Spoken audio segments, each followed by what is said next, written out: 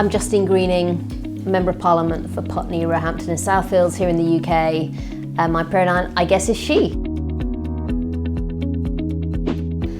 I think I steadily realised that if I wasn't prepared to be part of the solution, then I was sort of part of the problem, and I definitely wanted to be part of the solution. And I just think it's better to be clear about who you are, and I'm very pleased that I did my tweet and the reaction was amazing.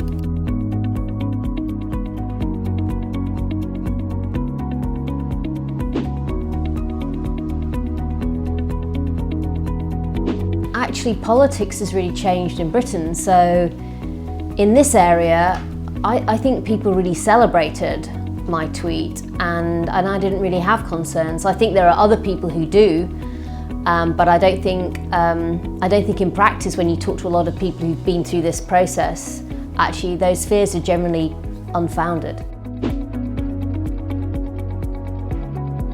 I think the reaction was overwhelmingly positive, and it was really touching as well. You know, lots of people just said they thought it was really courageous to do that, and they knew that it wasn't easy necessarily, because I think for all of us, relationships are part of our private life. You know, for most people, they don't really come into the workplace particularly.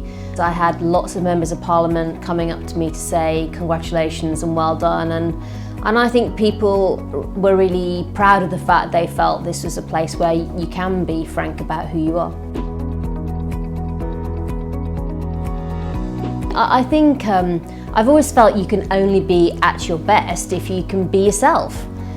And I think, frankly, I didn't see this as something I had to admit. I did my tweet on the day of London Pride because I just think it's fantastic. I just think it's, I'm not the kind of person who particularly talked about my private life. So seeing as I felt it was important, that seemed like a really positive moment to do that. So no, I just think this is about the fact that we do live in a world where people should feel totally open about what relationships they have.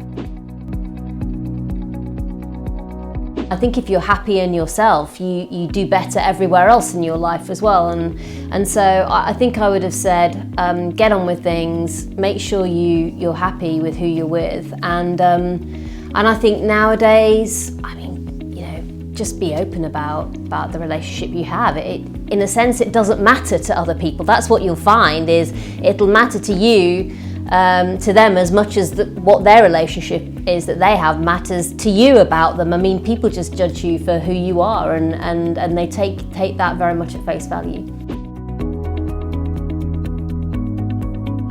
I'd say don't worry at all. In politics, I think in Britain, it really doesn't matter. I think there's still a journey to be gone on in our country on LGBT rights, but I think at the end of the day here in Parliament, I hope that most MPs feel they can be frank about, whatever relationship they're in, and the response certainly I had was very, very positive.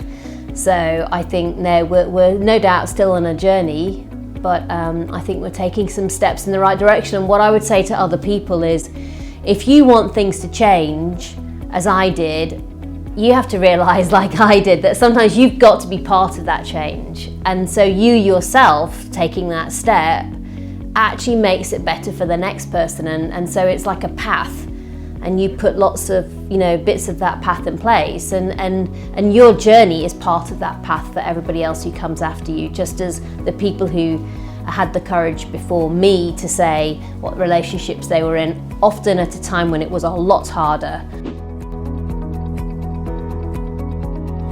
I think a few months beforehand, one of my colleagues in Cabinet, David Mundell, had also just set out that he was, I think, in a same-sex relationship, and it really challenged me to say, well, why wouldn't I be, open about that as well? Do I have a reason why not to be? And the answer was definitely not. And actually, the response to David had been hugely positive. So he was my role model, and he knows that.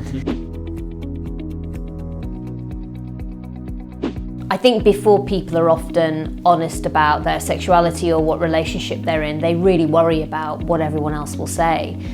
My experience is that everybody was hugely positive. And when I looked at people who had done this before, and they all said, oh, it's so much better afterwards, afterwards I discovered they were right. So yeah, it's a bit like diving into a swimming pool that's going to be great once you've done it. It does feel a bit daunting, but actually it's much better afterwards than it was before. Employers more broadly have got more to do to make sure that their environments are as inclusive and feel as comfortable for people from the LGBT community. Certainly when I talk to colleagues, here in the House of Commons, often, they'll say that if they look at companies in their own communities, then, if they were working there as opposed to here in Parliament, it might be much different.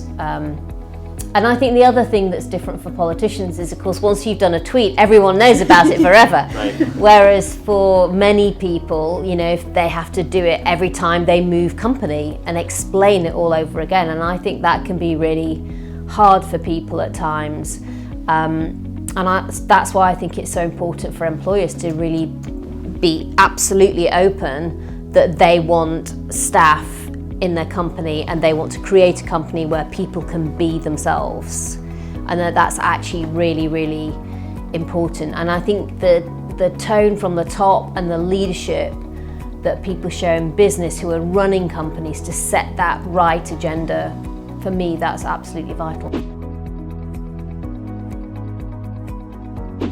I'd say, so what if you're in a same-sex relationship? If that's what makes you happy, then that's the right thing. So what? So what? So what? So what?